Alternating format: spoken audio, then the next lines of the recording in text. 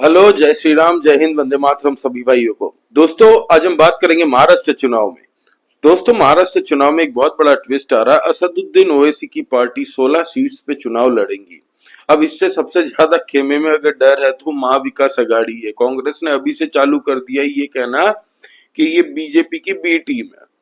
अब दोस्तों, आपको पता है एआईएमआईएम अगर चुनाव लड़ती है तो दोस्तों मुस्लिम मेजोरिटी डोमिनेटेड एरिया जहां पे है, जहां पे मुसलमानों की जनसंख्या ज्यादा है, वहां पे असदुद्दीन ओवैसी चुनाव लड़ते हैं, अपने कैंडिडेट उतारते हैं। अब मुसलमान वोट अगर बढ़ते हैं तो सबसे ज्यादा अगर नुकसान किसी को होता है दोस्तों, तो वो होती है महाविकास अघाड़ी को। और कांग्रेस अभी से तिल मिलाना चालू हो गई है। अबू आजमी समाजवादी पार्टी के ये भी तिल मिलाना चालू हो गए। ये कह रहे कि ये बीजेपी ने खड़ा कर दिया इनको, किंग मेकर बनने का सपना देख रहे हैं असदुद्दीन ओवैसी।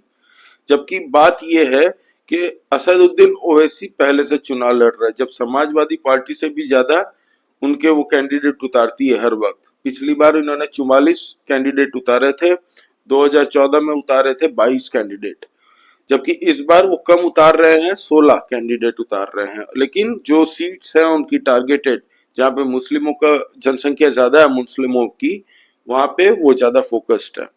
अब दोस्तों, इससे फायदा किसको होने वाला है? फायदा तो डेफिनेटली महायुति को होने वाला है, क्योंकि मुस्लिम वोट्स अगर बढ़ते हैं तो ये हमेशा देखा गया है कि बीजेपी को, एनडीए को फायदा होते हुए हमेशा पाया गया है।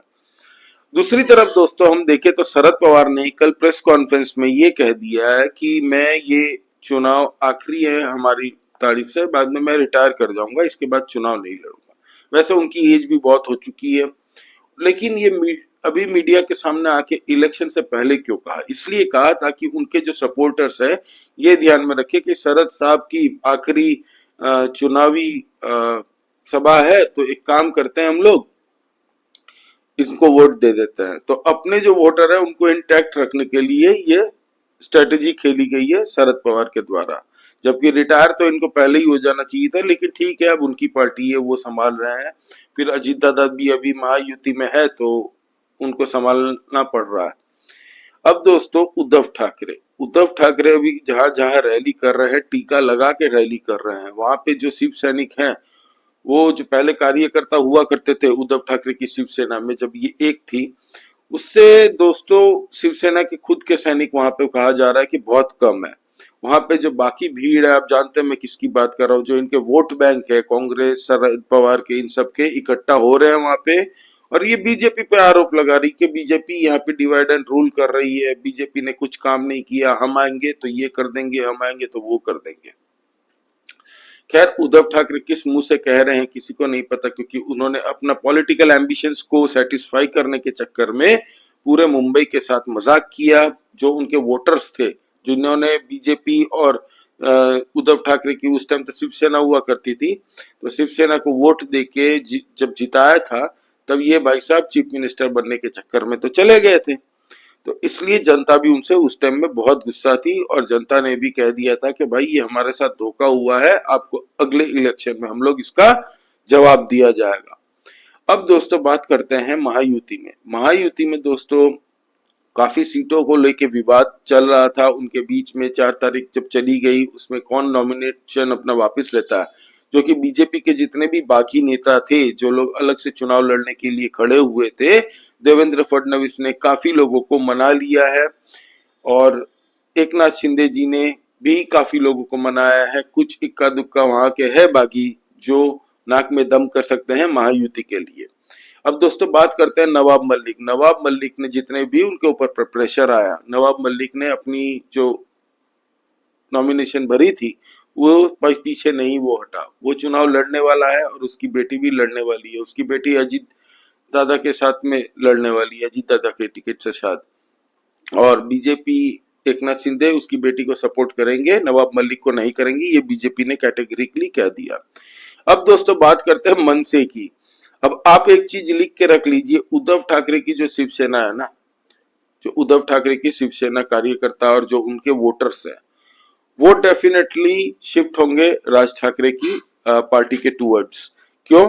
क्योंकि दोस्तों उनमें ठाकरे का एक, उनके जो वोटर्स होते हैं, उनके सपोर्टर्स होते हैं, उन पे ठाकरे एक सिंबोलिज्म का होता है, क्योंकि बाला साहब ठाकरे से अगर आप देखें तो मिलता जुलता व्यक्तित्व अगर आपको वैसा कैरेक्टर मिले तो दिखता है, तो भाई राज ठाकरे में दिखता है। He is a staunch Hindu and very proud supporter of Sanatan. तो उन्होंने जो कहते हैं वो रैली में खड़े होके मुंह पे बोल देते हैं। तो वो अभी लगे हुए हैं अपने बेटे जो अमित ठाकरे हैं उनकी चुनावी रैली सभा सब कर रहे हैं, जहां से मनसे के कैंडिडेट खड़े हैं उनकी सभा कर रहे हैं। वहां पे जा जाके राज ठाकरे जी भी, और साथ ही साथ में बीजेपी ने ये भी कह दिया है कि हम अमित ठाकरे की जो सीट है वहां पे अमित ठाकरे को पूरा सपोर्ट करेंगे जितवाने में। खैर, अब वर्ली की अगर बात कर ले तो मिलिंद देवड़ा के सामने अब खड़े हैं आदित्य ठाकरे। आदित्य ठाकरे तो वहां से चुनाव लड़ के जीता था पिछली बार, वो तो पता ही है आपको कैसे जीता था। तो मिलिंद देवड़ा अभी लड़ रहे हैं अगेंस्ट आदित्य ठाकरे, और कहा यह जा रहा है दोस्तों मिलिंद देवड़ा बहुत ग्राउंड में जाके लोगों से जुड़ते हैं। आदित्य ठाकरे कभी दिखे नहीं है वर्ली में, वो बस एक दो बार हाथ जोड़ते हुए प्रेस को बुला लेते हैं कि 10 मिनट के लिए आ जाओ, फोटो वोटो खींच लो, चले जाओ। तो अपने वर्ली में वो दिखते नहीं है, जबकि मिलिंद देवरा वो बंदा है दोस्तों कि वो अपनी कॉन्स्टिट्यूंसी में दिखता रहता है। तो इससे इस बार आदित्य ठाकरे का भी एग्जिस्टेंस जाता हुआ दिख रहा है मेरे को वर्ली में भी। फिर अभी देखते हैं क्या होता है। ये अब तक की टोटल अपडेट थी जो उद्धव ठाकरे ने अभी 3 दिन पहले प्रेस कॉन्फ्रेंस करके शरद पवार के साथ में अपने बागी नेताओं को अल्टीमेटम दिया था कि अगर आप लोगों ने अपना नॉमिनेशन वापस नहीं किया तो आप पे एक्शन लिया जाएगा। तो अब कहा यह जा रहा है कि उद्धव ठाकरे की जो शिवसेना है उन्होंने एक्शन लिया है, कुछ ऐसे बागी नेताओं को सस्पेंड किया है। खैर इससे ज्यादा फर्क नहीं पड़ता, अगर उन्होंने तो सोच ही लिया था कि भाई पार्टी छोड़नी है मुझे, तभी ना अलग से वो लड़े थे चुनाव। वो या चुनाव अलग से लड़ रहा है, पार्टी सिंबल से नहीं लड़ रहा, अपने से इंडिविजुअली लड़ रहा है, इंडिपेंडेंटली। तो यही सोच के बैठा होगा अगला कि भाई सस्पेंड करेगा तो कर दे, मुझे तेरी कंपनी में काम ही नहीं करना। तो उद्धव ठाकरे ने नाम के चलते ही सही उनको सस्पेंड कर दिया, और कईयों को कह दिया कि अब तुम्हारी पार्टी में कोई वैकेंसी नहीं है, यहाँ पे मत आना, कभी दिखना मत। तो खैर जो इंडिपेंडेंट खड़े हैं उद्धव ठाकरे की शिवसेना से उन्हें कोई ज्यादा फर्क नहीं पड़ता, क्योंकि वैसे भी वो अलग लड़ेंगे तो शायद ज्यादा सीट मिल जाए उनको। उद्धव ठाकरे उसी तरफ से ज्यादा फोकस कर रहे हैं दोस्तों, मुंबई मेट्रोपॉलिटन जो हब है वहां पे फोकस कर रहे हैं, और कुछ विदर्भा में भी उनकी सीट्स हैं। वो कह रहे हैं कि हम यहाँ से लड़ेंगे विदर्भा में, लेकिन कांग्रेस नहीं चाहती कि उद्धव ठाकरे वहां से लड़े, क्योंकि विदर्भा से ही कांग्रेस को जो सीट वोट मिलते हैं मोस्टली 70 to 80% सीट्स वहीं से निकालता है कांग्रेस। कांग्रेस का गढ़ माना जाता है कांग्रेस के हिसाब से विदर्भा, क्योंकि जो सीट्स मिलता है वो विदर्भा सेक्शन से मिलता है।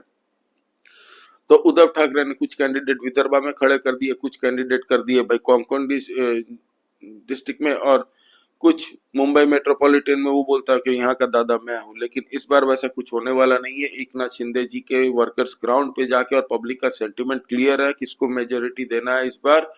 वोट ज्यादा नहीं बटेंगे दोस्तों, हाँ डेंट पड़ेगा अकबरुद्दीन ओवैसी के आने से, किसको, महाविकास अघाड़ी को। वो लोग थोड़ा हड्डी अटक गई है, और वहीं समाजवादी पार्टी ने भी अल्टीमेटम दे दिया था, लेकिन समाजवादी पार्टी अभी दिमाग से अपने कैंडिडेट उतार रही है और अपने हिसाब से लड़ रही है। अभी रईस शेख नाम का एक समाजवादी पार्टी का एमएलए है दोस्तों, उसने कह दिया है कि भाई वो पृथ्वीराज चौहान जो कि मैनिफेस्टो बनाते हैं कांग्रेस का, उनको कह दिया कि हमें 5% का आरक्षण चाहिए मुसलमानों के लिए, प्लस 10,000 करोड़ का एक फंड एलोकेट किया जाना चाहिए। तो ऐसी 5 शर्तें रखी है उन्होंने कि लव जिहाद के मुद्दे पे ज्यादा वेरिफिकेशन ना हो, क्योंकि उसकी जरूरत ही नहीं है, कोई लव जिहाद जैसा कुछ है ही नहीं।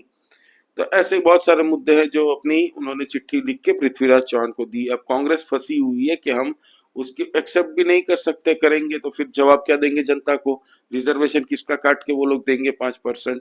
तो ये टोटल अभी अपडेट है। महायुति अभी बहुत ऊपर है पब्लिक सेंटिमेंट में भी, ग्राउंड में जो मीडिया रिपोर्टिंग करती है पब्लिक से पूछ रही है, वहां पे महायुति जो कि बीजेपी की एकनाथ शिंदे जी की और अजीत दादा की पार्टी है, वहां पे पॉजिटिव सेंटिमेंट्स अब तक का है।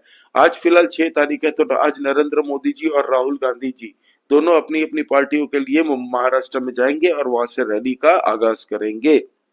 तो ये जो पॉलिटिकल कैंपेन है अब हमें दिखेगा ताबड़तोड़ तरीके से। सब स्टार प्रचारक बीजेपी के हो या कांग्रेस के हो, सब पहुंचने वाले हैं महाराष्ट्र झारखंड में ऑलरेडी ये शुरू हो चुका। आप मेरी पिछली वीडियो देख सकते हैं, झारखंड के ऊपर में मैंने पूरी अपडेट दी है। वहां पे जिस तरह से योगी आदित्यनाथ जी ने कल वहां पे गुर्रा के अपने विरोधी दलों को आड़े हाथों लिया था, उस पर पूरी वीडियो बनाई है, आप चेकआउट कर सकते हैं।